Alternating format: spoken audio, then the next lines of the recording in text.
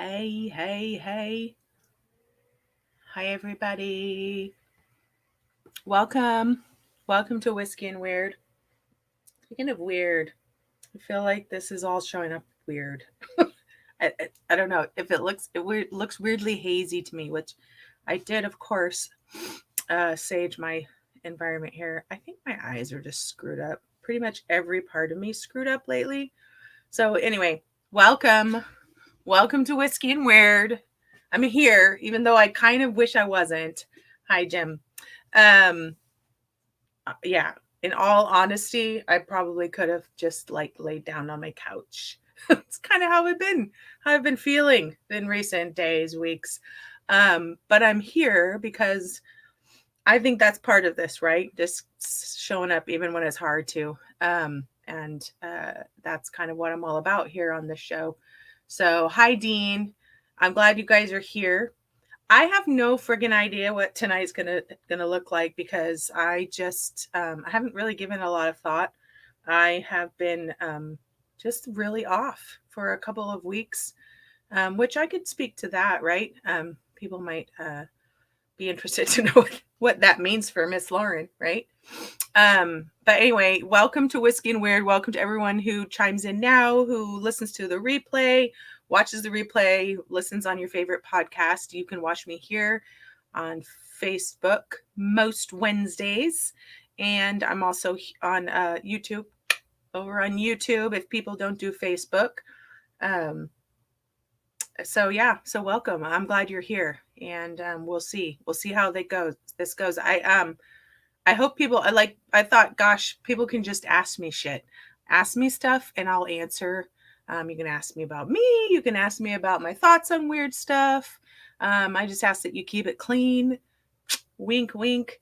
Um, because yeah, my children watch this. So that would be weird for me.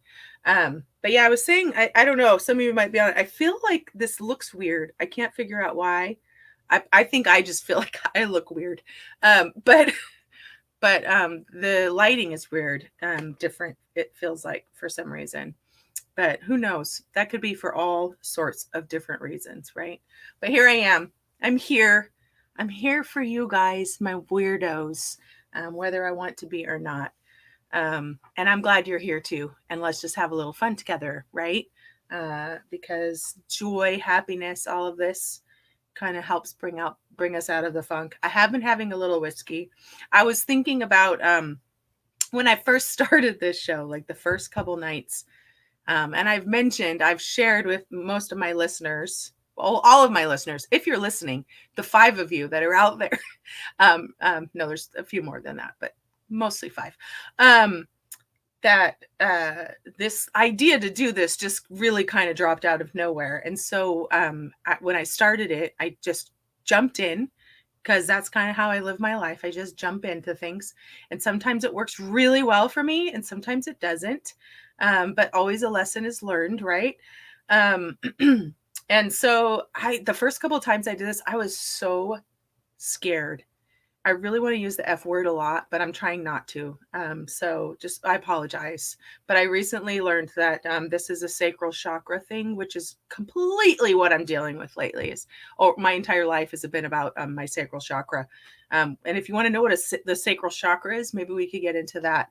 But uh, Jim says aging and the weird effects it has on our bodies. Absolutely. Yes. Are you saying I'm getting old, Jim? What the heck? Um, be safe. You're driving home. Be safe. I don't know why I stop and read these questions, because then I forget what the fuck I'm talking about. So anyway, I know what I was talking about. JK, I do know what I was talking about. So I remember being terrified. Oh my God. I'd get on here at like 6 o'clock. I'd be in this little stupid office space that I'm in. And if you saw this office, you would laugh because it's like something blew up in here. But all you can see is this little square and cute little Clarence back there and my Winnie the Pooh with no arms. Weird, yes. But anyway, here I am. And tonight, like literally 5 minutes ago, I was stuffing pizza, pretend pizza, I like to call it, in my mouth. And drinking a little bit of the good shit and getting ready for the show. And I don't know, just trusting my spirit guides, putting it all up to the spirit guides about how this show will go down. Um, really, the truth is, I'm rarely at a loss for words, but it does happen sometimes, and things have been a little weird for me lately, just all over, and some good weird, like really some good weird that I'm not going to talk about here, but then also, well, I could talk about it, but it's like good weird that I can't talk about now, but I could maybe talk about later after it kind of all settles down. Um, but just yeah. Oh, anyway, so whiskey and weird. Glad you're here. I'm happy. I'm happy I'm here. Like I said, I kind of wanted to not be here tonight. Um, and before I taste my whiskey, so there's this interesting thing about that. I've talked about this idea of being highly sensitive empath and knowing being the whole idea of claircognizance, which basically means I know things that I don't always want to know. I know a lot of things are just there. Hard to explain. You can look up what claircognizance means. But there is this interesting thing, I read all these things about, mental illness and suicidal thoughts. I had an uncle, sadly, who took his own life, who I think was highly sensitive man. And, I've known people, and it's this weird sensation for people like me that we have these moments where, and I finally talked with people who understood it. So talk about weird. This is weird. And I'm going to preface this by saying you don't need to worry about me, but you do have these moments where, and sorry if I'm distracted, I'm trying to open this bottle of whiskey I'm about to drink, of like wanting out, like not really thinking, oh, I'm going to kill myself, but kind of like, because I know 100% that's not the way that I'm supposed to end my life here. And sadly, or not sadly, I don't know. I feel like I'm probably going to be around for a really long time. So I need to get my shit together so that the next 50 years of my life can be kind of fun. Not that they haven't been fun. I love my kids, all that, you know what I mean. You guys get it. But I feel like I have still time to just get it together and live my life full of the things that I really, really want to live. And but people like me, we have these moments where we're like, why did we choose this? Why are these the lessons we want to live? And it would be so much easier just to, tap out and start again. And when I say that, I mean like literally tap out and just start again. As most of you know, I'm like a I believe in multiple lives. I think I've actually had a lot of them. And I get this when I talk about the claircognizance stuff. I totally get on many levels why I'm here. It doesn't mean it's easy. And sometimes you're just like, oh, can I just be done and start over and try making better choices earlier in my life? But all those choices that I've made have led me to where I am for a reason, right? So it's an interesting notion because there's this weird kind of guilt thing that comes along with having that feeling, because I would never want to leave people that I love behind, particularly my children. But that's not really what the thought process is about. But it does come in moments of feeling like just really depleted, and it's like, okay, I just got to gear up, and I gotta get to it again. So look at me. I didn't think I had anything to talk about, but there you go. But that's kind of where I've been a little bit the last couple of days, and feeling really tired, which is a really common thing. I could talk a little bit more about that, why that happens sometimes. I'm pretty certain there are people listening tonight that would really love to know more about that. So I am drinking a whiskey tonight, going to try a whiskey that my lovely, lovely, beautiful, amazing friends, Derek and Carmen Greenleaf, got for me. And I love you, Derek and Carmen and Derek. You guys are so awesome, so fun, and I hope you know how much I love you. I hope that I don't have to say this to you, that you already know that, because you are like two of the coolest people that I know, and I love you forever and always. But anyway, I did a little, well, very little cat and house sitting for Derek and Carmen like a week ago. And when I say very little, it was supposed to be a week, but it ended up being like one night. But they brought me back this whiskey. Let's see if I can hold this up so you can see. It's from the Edgefield. So McMenamins, if you guys don't know about McMenamins, check them out. Look them up. Really cool. They have lots of facilities in the Pacific Northwest, restaurants, hotels, pubs, whatever. Many of them, a lot of them were in old buildings, like especially their hotels and things are in older buildings, and some are haunted. Like you got to check it out. But they were at the Edgefield, right? So that's where this comes from. So I think that's where they were. I'm totally forgetting, but it's called Monkey Puzzle, and it's whiskey, and it has hops and honey added to it. And so they picked this up. This was like so awesome. I'm really excited to try it. But yeah, check out McMenamins. So McMenamins is a super cool place, you guys. If you haven't been, we have a few up here. The ones down in Oregon are really awesome. And actually, early on in our marriage, my husband and I lived in Oregon, like, well, right, like early. We lived many years ago, long time ago, down in the Portland area. And we used to go, they had these cool places. They had movie theaters, basically, and we could go out to a movie theater.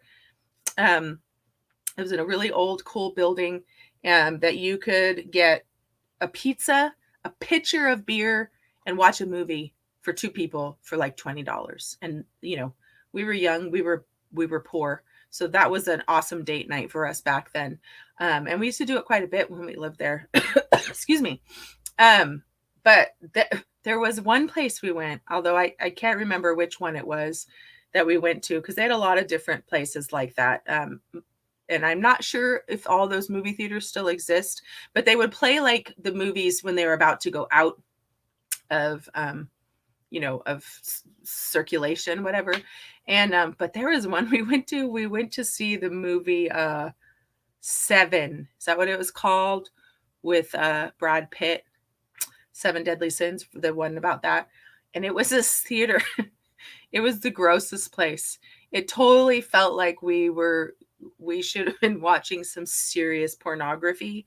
It was just sketchy and gross. Don't recommend that one, but I can't really remember which one it was, but we were really surprised. And I remember just joking about that. It was gross. It was really gross in there. And you kind of felt like, the the arms were going to be sticky, it was gross. Anyway, so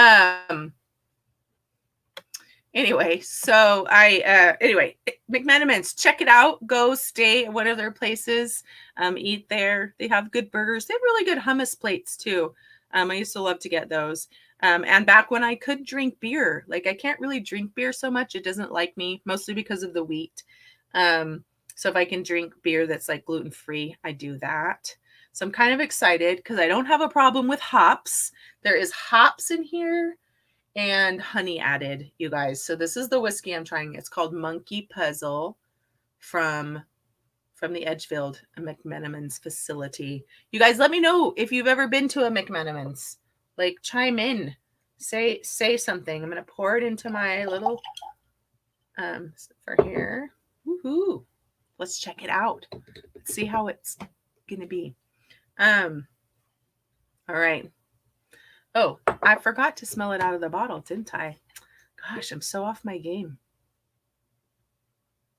Ooh. Oh, it smells so good. It kind of smells like apples. Definitely sweet. You can totally get the honey. Let's see if I can get the hops. But totally, the first sniff I got off that was like apples. I like it. I like apples, right? So let's go. Let's check it out. Sean. Hi, Sean. Sean says sweet. I predict sweet, right? I guess so, because because there's honey in there, right? And doesn't hops, like, I don't know that much about hops. I should probably know more because I used to drink a lot of beer. But I think that hops has kind of that aspect to it too. So let's see. Okay. Let's see the little nostril trick, right? Okay. I'm getting a little bit of the hops now. Ooh, there's a little bit of tingle in that. Ooh, I think sweet, but I think this is going to have a little more of a burn than I'm thinking that it might, which isn't a bad thing, right? I don't know if you guys can see the color in there, but I I like it. It's got good color to it. Jim says, here, let me pull this up here. Maybe there we go. Oh, there we go. Edgefield is their signature property. When they went there on the front end of a bachelor party night out, 6-7 different bars. Nice. They're so fun. We used to go down to the Grand Lodge, a big group of girls, ladies. What's the ladies? 1 second, Sean. It is 92 proof, 46%. 46%. So we used to go to the Grand Lodge. We used to do the Warrior Dash. Warrior Dash does not really exist anymore, but there was a group of us moms, really cool moms, and we used to go down to Oregon and stay at the Grand Lodge and stay overnight for a night or two, and we did the Warrior Dash together, which was really, really fun. But that was quite a while ago. It's so weird to think how time passes. Okay, so let's get busy with this, you guys. I answered your question, right, Sean? Yes, I did. 92 proof, 46%. I'll have to go there. If this is good, Sean, I'll go there and I'll get you some. Send it to you. Yeah, it is going to have a burn, right? I can smell it already. I'm excited. Are we ready for this? I definitely got the hops when I was smelling. Definitely get some of that in the nose, and I definitely get the honey. Now, I always love that experience of smelling it right when the bottle opens, because there's always something there that you don't get. You don't get the more. Jim, you're right. I don't know if they distill. I do like their Bothell location. It's pretty fun. There's lots of different places you can go, but I'm not sure if they distill there or not. But that would be something to look into. I do love to go to that place. Even though I've only been there a couple times. I would like to go back.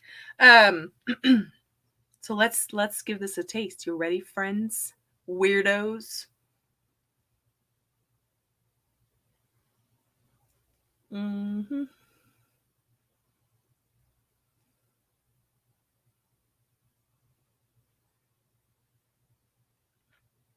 Mm. Woo!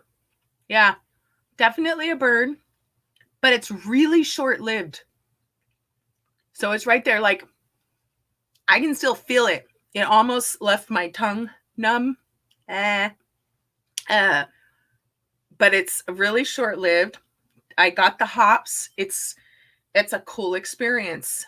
And the honey, you can taste the honey. So the honey, I think the honey is what kind of calms the burn on that, right? That's like magical. Someone created magic with this whiskey. Let me have a little more.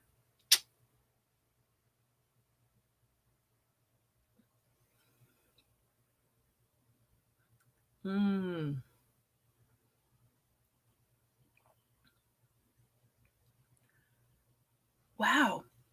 Honestly, I don't think I've experienced anything quite like this before.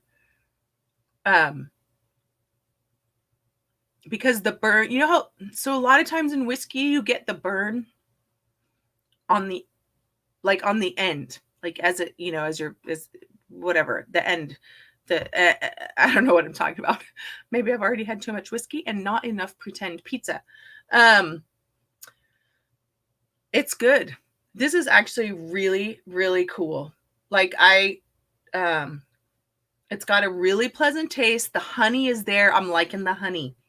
The hops, there's an undertone of that, which I really appreciate because I am a beer drinker in my former life, and I really did appreciate beers in the same level that I'm trying to appreciate whiskey, like in terms of tasting and stuff. So yeah, I don't know. Let me know if you're interested in a bottle of this if you're listening and you don't live here, like Sean.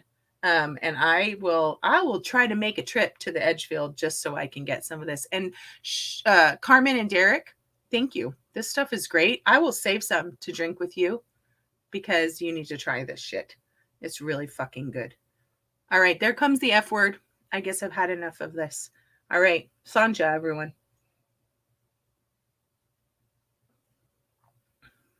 That is a cool experience. I like it. Sometimes sometimes weird.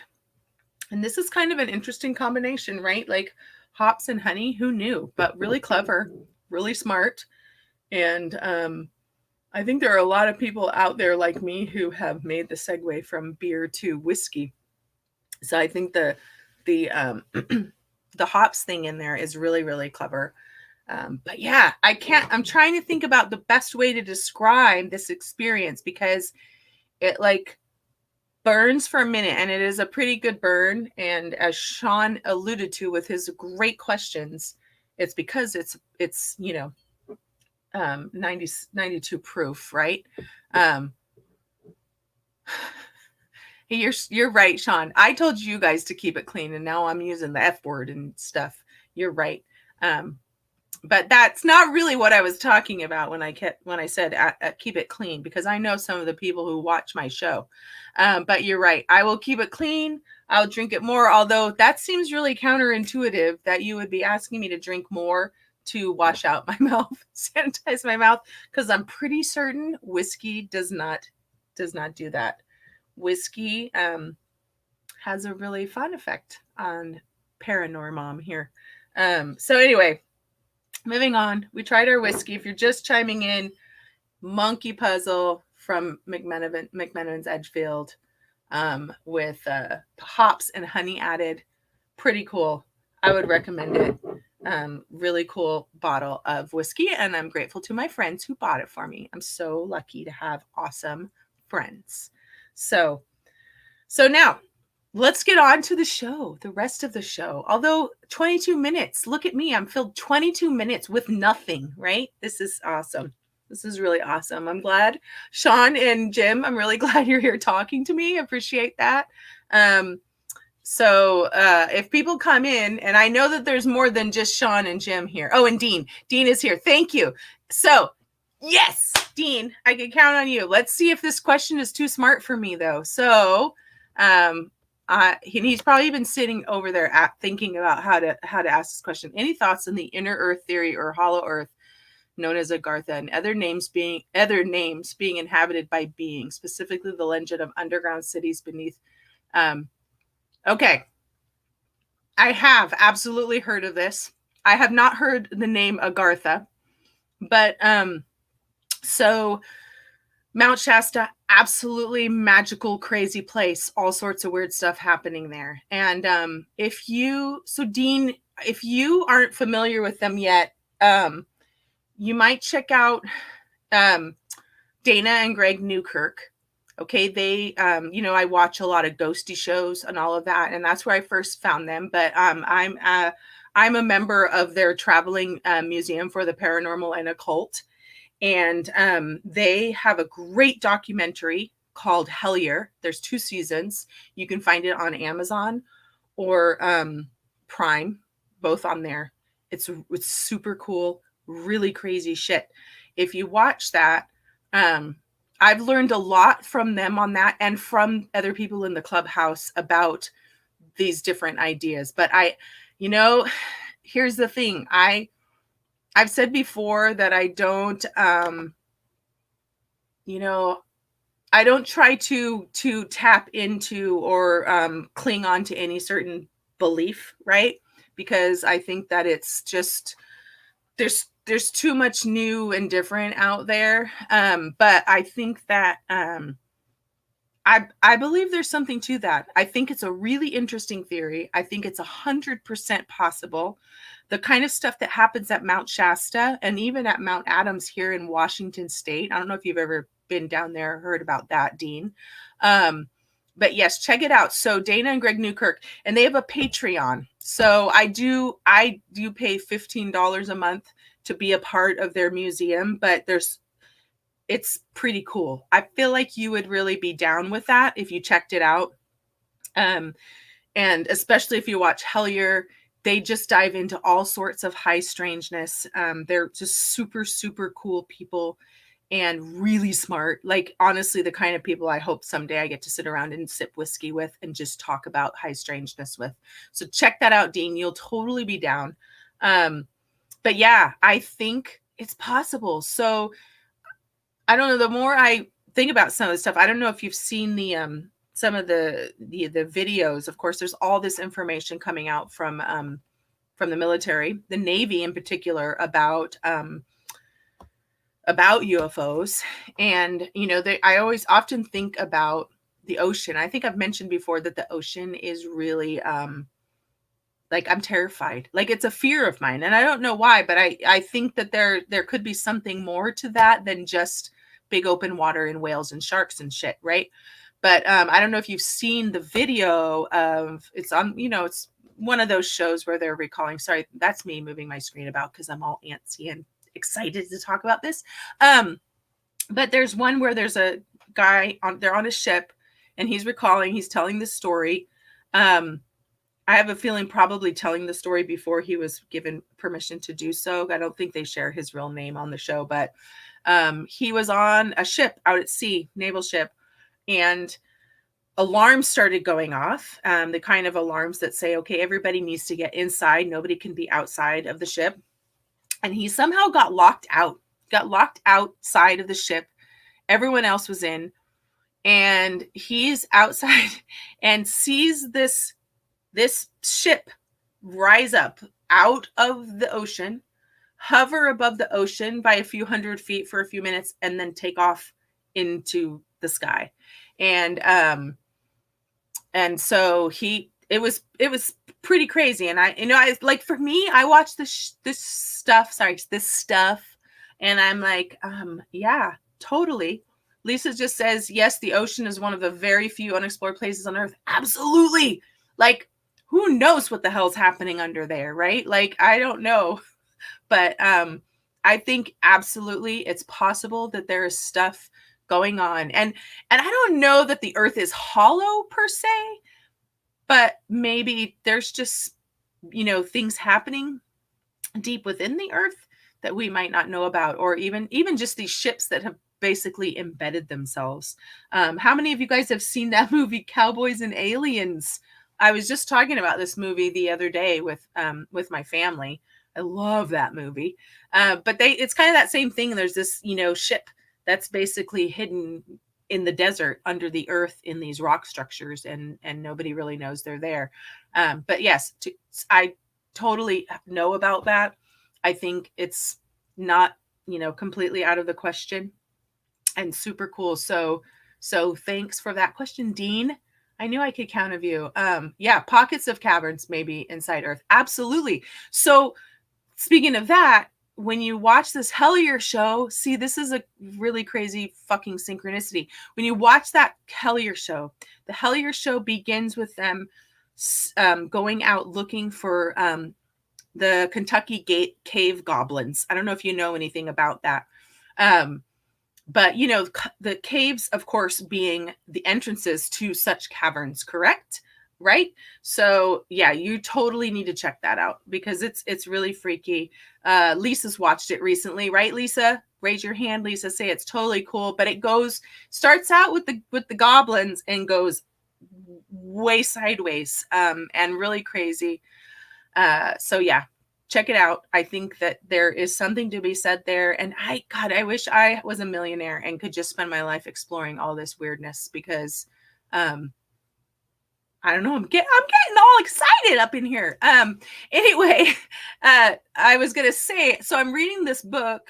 I think I just recommended, actually, I know I just recommended this book to Lisa, right? Lisa says it goes sideways fast. Yes, it does, but it's so fascinating and intriguing. My sister Kelly will be listening later. She just finished watching it. I'm just bringing all you people in. You got to watch it. But so I'm reading this book called Fringeology, and very slow start to it. But I mean, and not the book, but me. Like I haven't read that much of it yet, but I recommended this to Lisa. Fringeology, yes.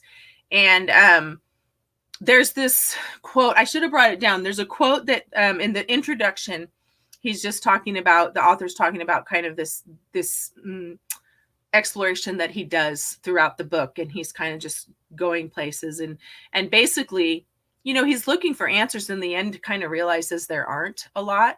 I will get to that question in a minute, Mr. Don Castile Jr. Anyway, there's this notion of possibilianism. There's a guy he quotes, and I'm totally forgetting because it's not how my brain works, who the guy is, and I will share the quote and the name of the person. But it's this idea of possibilianism, like just like anything's possible, like being open, like someone who is open to the possibility of just stuff without having to hold on to any one concept or belief system. And it really resonated with me. That's how I feel. And I think part of it's this claircognizance stuff that I have, that I get information. And I don't think it makes sense in my human existence for me to know all of it. And so I get a lot of things, and I get also why people believe the things that they do, if that makes sense. But I will share the quote later, you guys. And the guy, or Lisa, if you're on it, you might have the book close to you. You may have read the introduction. So honestly, I don't know if this question from my friend Donnie here is supposed to be serious or not. So my friend Don, I remember him as Donnie because he was like, what, 10 or something, 8, 9, 10 when I knew you, Donnie. Excuse me, whiskey. But this is a great question because you know what? A lot of people believe that. Yeah, I haven't really thought about octopi, or isn't that like the plural version of octopus, being aliens? Here's the thing. I think that particularly about whales and dolphins, I think whales and dolphins are really, really, really intellectual beings. I think they're very aware.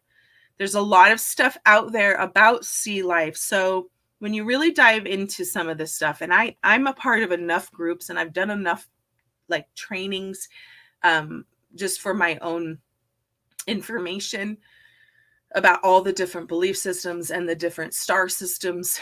And there is star systems out there, at least one, probably multiple, that are basically like entire living systems of ocean. And so some of these creatures, it's believed, have, you know, reincarnated from such places. And, you know, it goes back to this idea that we're all kind of aliens. If you want to think about that, because we are not just human, that we have been around before, and there's a belief system. And I do believe this is really likely, that the earth is not the only place that we have incarnated on. And I don't know why I believe that. I just do. And I use the word believe lightly, but it feels very plausible and makes a lot of sense to me in ways I can't always understand. So why not an octopus? Maybe they can't. I think it's more likely like whales and dolphins. Clearly, whales and dolphins have figured out a way to try to communicate with humans. There's actually science out there that shows that dolphins can do that, right? And whales being really, really intellectual species. And a lot of people, when they go into their meditative states, that's where they go to, is underwater, and they're swimming with these different creatures. And, you know, who knows what that means, but there's definitely purpose to it. So Don, you're either sitting at home laughing at me because I answered your silly question with, you know, in a more real fashion, or you're like, okay, but you'll have to tell me because it's not very fair if you're just joking with me. But there's my answer. I think it's very possible. I think all animals, I think all creatures communicate with us. I think trees communicate with us. I think everything communicates with us. We just aren't always able to receive it. So yeah. Anyway, there's my answer.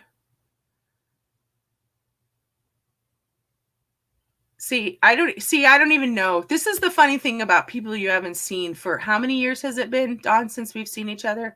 Like 38 or something like that. So quiet time. Yeah, you have a little one at home. Okay, so I have another question here from Dean. How about the story of Admiral Robert Byrd and his expedition to Antarctica beginning in 1948?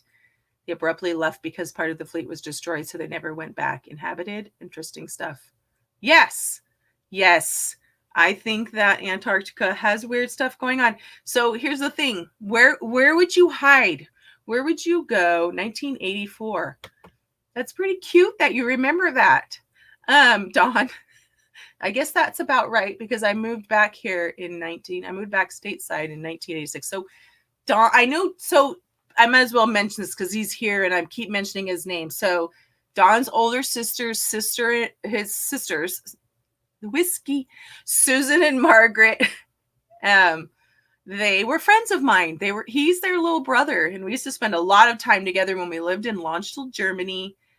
His dad was in the army.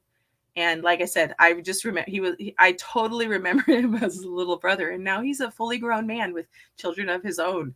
So, but I'm really glad you're here, Dawn. That makes me happy. So anyway, going back to that question about Antarctica.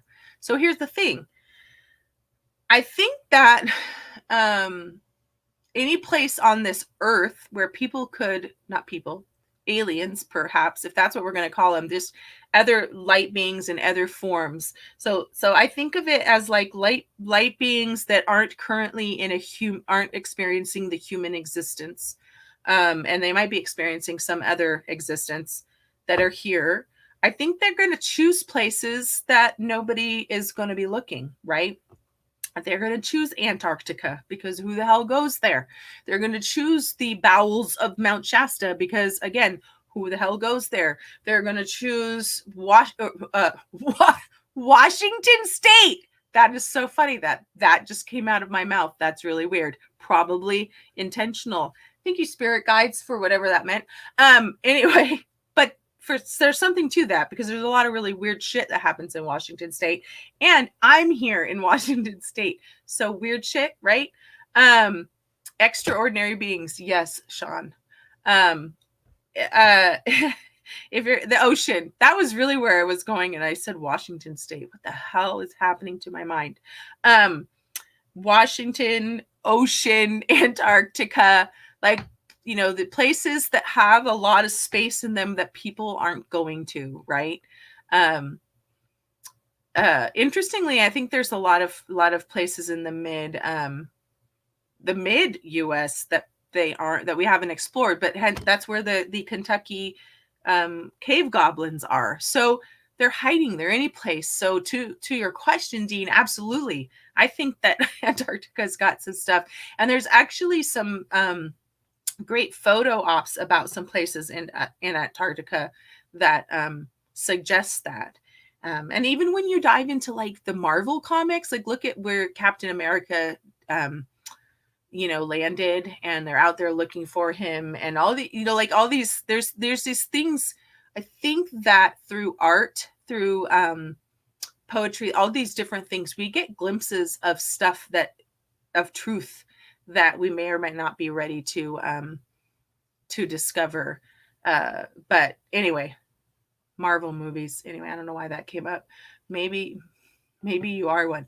Sean says, maybe I am an alien. Absolutely. I think I probably am. And Jim says, New Mexico before we went there. Probably. But, I think New Mexico is issues. So in New Mexico, this gets into this question of the military and what our military knows. So New Mexico, of course, being really close to Nevada, and having been a military brat who grew up in Las Vegas and had a father who worked for the Air Force in intelligence, I can tell you that there's no mistaking that our the governments all over this world have information about what we know and about stuff out there. And honestly, my dad, like I mentioned a couple episodes ago, my UFO experience when I was in high school, and I my dad, I remember talking to my dad. My dad had the kind of jobs that he couldn't talk to you about, which, I think totally sucks. I hate that for my dad. Because who wants to carry that kind of shit around and not be able to talk about it? But he more or less told me, if I tell you, I'm gonna have to kill you, kind of thing. Like, yes, you're right, shaking the head no, but kind of thing. So they know things. And I think I mentioned this on our UFO episode, that I think right now some of the information that's coming out, that's being released to us, is completely meant only to appease our curiosity and the fact that we are starting to figure this shit out. And they have to give us a little bit to try to keep us from searching too much. And why is that? I think mostly because it's way too much for the average human being to explore some of these concepts. And yeah, so there's that. Yeah, so see, Sean gets it. If I told you, I would have to kill you. No, it's really true. It really happened. Had this conversation with my dad. No, my dad would never kill me. But, how do you say yes without saying yes, right? So it's kind of a joke between me and my dad. But I knew, probably part of my clear cognizance, I knew that what I was onto was a real thing. Yeah. Dean says predictive programming from Hollywood. I think it's funny. I think I don't think that most of the time, that people realize that what these creative ideas they have are actually, they don't have it in their awareness. They think merely they're just these creative ideas. But yes, I believe there's a lot of predictive truth to them, and kind of like planting of seeds to things. So yes, Dean just says Captain America Winter Soldier is full of references to global government and secret societies, truth through entertainment. Absolutely. Art imitates life. And it imitates life on levels that some of us aren't even ready to acknowledge yet. I believe that 100%. And Sean, I didn't know you were an Air Force brat. Yes, nice. Anyway, so I do. I think that it's not a coincidence that people have had ideas, or that there's things that we go, oh my God, that happened in that movie. That's not a coincidence at all. I think it's a way for us to be gradually fed truth about who we really are and what we're doing in this earth. Sorry, this hat's driving crazy. And we have to, we have to be fed it a little bit at a time. And it's funny that comment or that statement kind of comes out of my mouth, because I've unfortunately or fortunately, I'm someone who has been fed a lot of information, possibly before I was ready for it. And sometimes I have to come to terms with that information and why I have it and what it's meant for. And so, yeah, that explains why I have these moments where I get really tired and kind of feel things physiologically. They kind of manifest for me that way. And I have these weird funks. But I think it's, I mentioned that this whiskey and weird thing kind of plopped out of the air for me, because I think that's a way for me that has this is an opportunity for me to process it and just to be real about it, because a lot of it is just really, it's weird. It's weird stuff. That's the only way I can talk about it.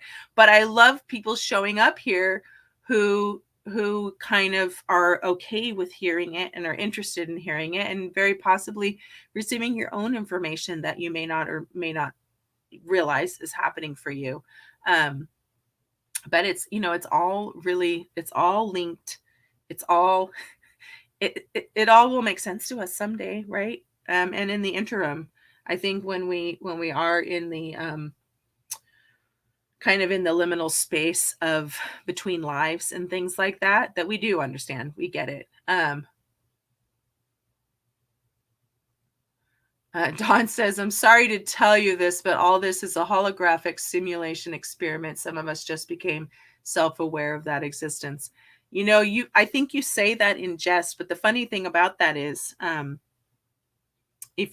there's people that claim to channel, and I'll say claim because you can take it or leave it, claim to channel beings outside of this existence, right? So people from our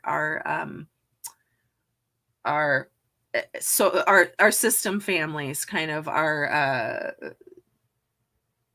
what do you want to call it?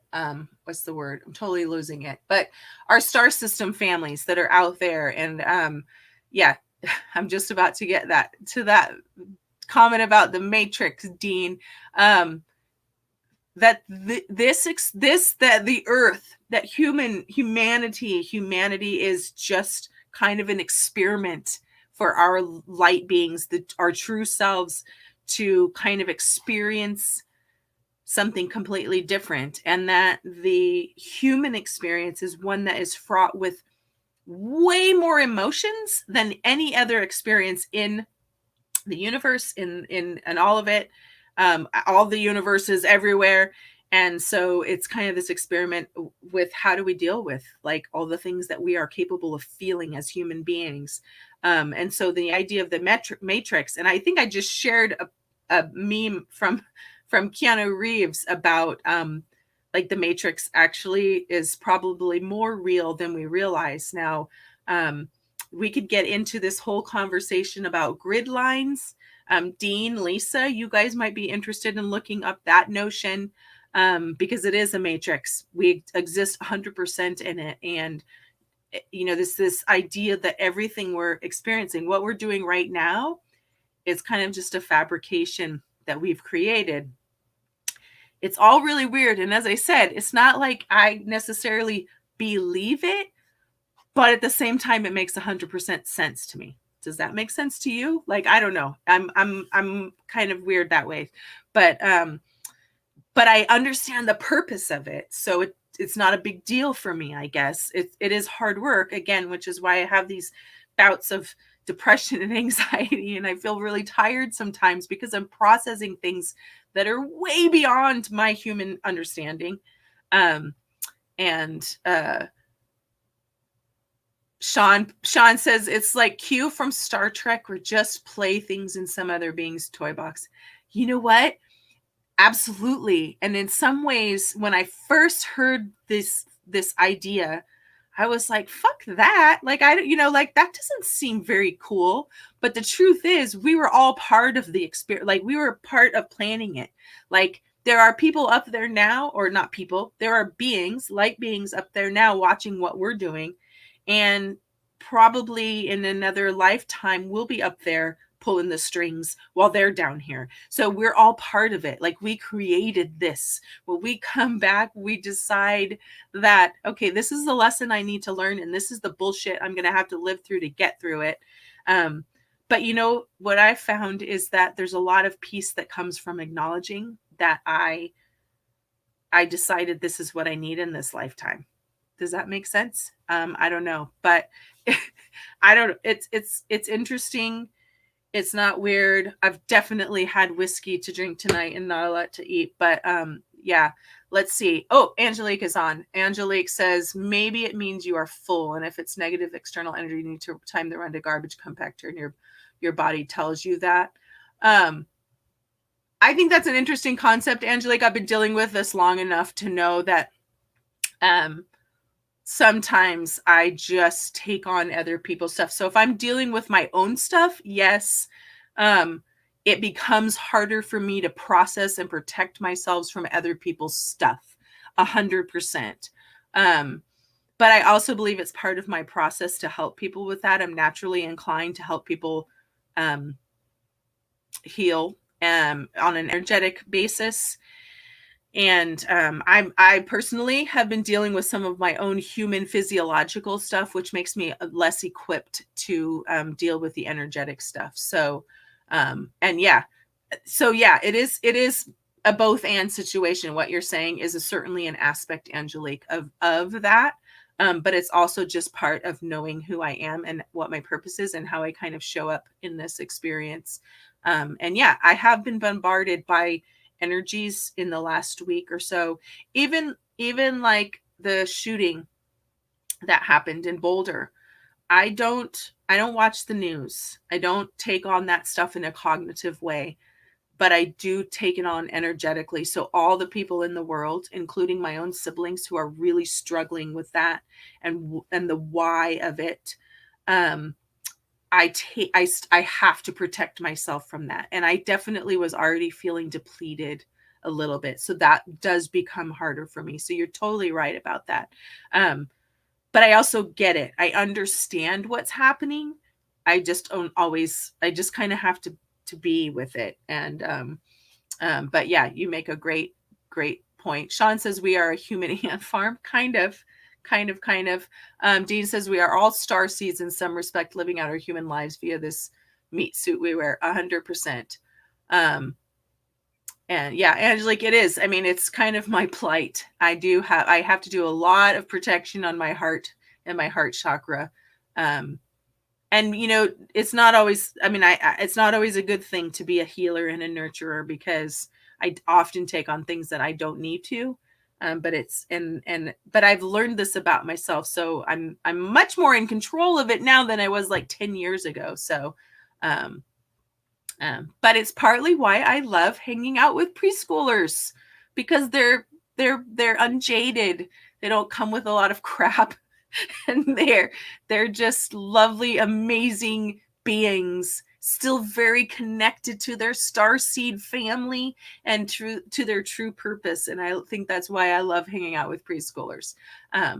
So anyway, here we are. And who knew that, like, this is hilarious, because here I was worried. I had no content whatsoever.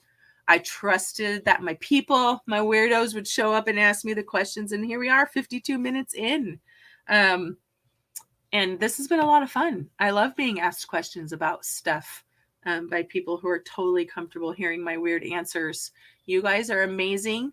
So I don't forget, thank you, Angelique and Dean and Sean and Jem, Lisa, for chiming in tonight. I'm really happy. And Dawn and all of you who listen later, don't hesitate to share your thoughts on some of the weird stuff that we talked about, or even ask your questions, because I can use that for material for next week when we come in. It's kind of fun this way. Anybody else have any weird questions to throw at me? They don't even have to be weird related. They could just be life questions. I am a teacher after all. I like answering questions, kind of what I do. What's everybody drinking tonight? I think, Jim, you mentioned something. Let's see. And I was in the thick of talking about stuff and I missed it. What did you say? I'm going to scroll back up. I can't find it. Where was it? But what are you guys drinking? Oh, there you are. Jim Beam and Dr. Pepper. There you go. I hate Dr. Pepper. Is my glass empty? No. But golly, I feel like it should be. I don't know if I just have a high from this fun conversation. So this is kind of how I imagine a whiskey and weird get together would happen, right? We would just ask all the weird questions and talk about all this stuff. And I loved that I learned that, Sean, that you're an Air Force brat. How did I not know that? That's weird. But yeah, cheers to my Air Force brats. Weird fact from Sean: first chimp to go into space is buried in New Mexico. Let's all contemplate that a moment while I take another sip of my whiskey.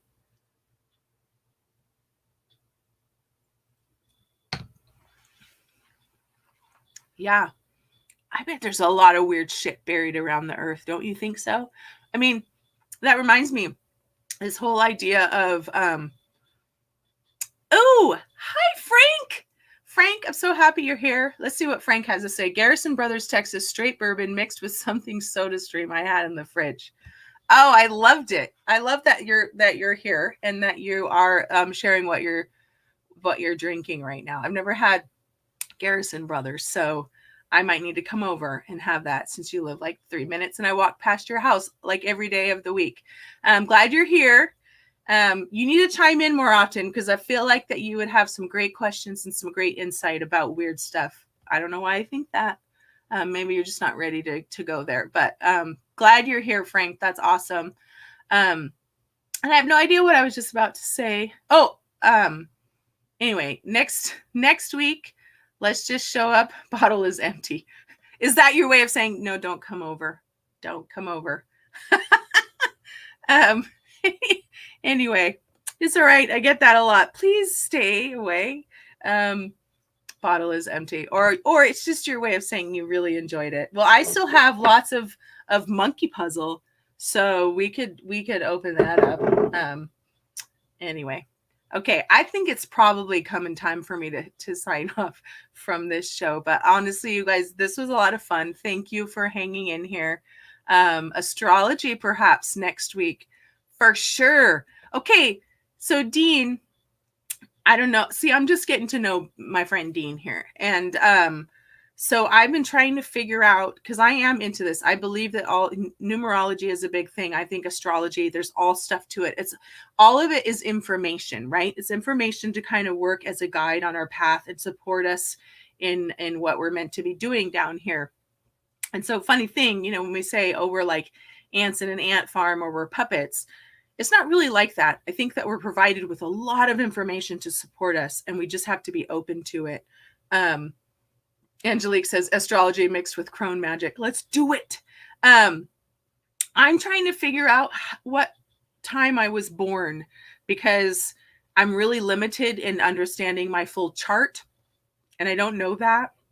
It's not on any of my birth certificates. And I have multiples because I was born out of country. So I have a military one and I have also a, and one in England. I was born in England. And so I'm trying to figure that out. So if anyone has any guidance, I've actually tried reaching out to the hospital where I was born and I'm not hearing anything. And unfortunately, they're in England. So it kind of makes it hard to get in touch with them via telephone, whatever we call it these days.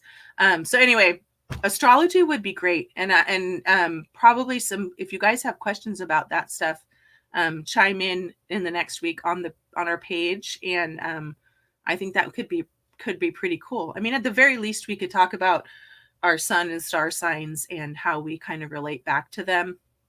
At different stages of my life, I have really lined up.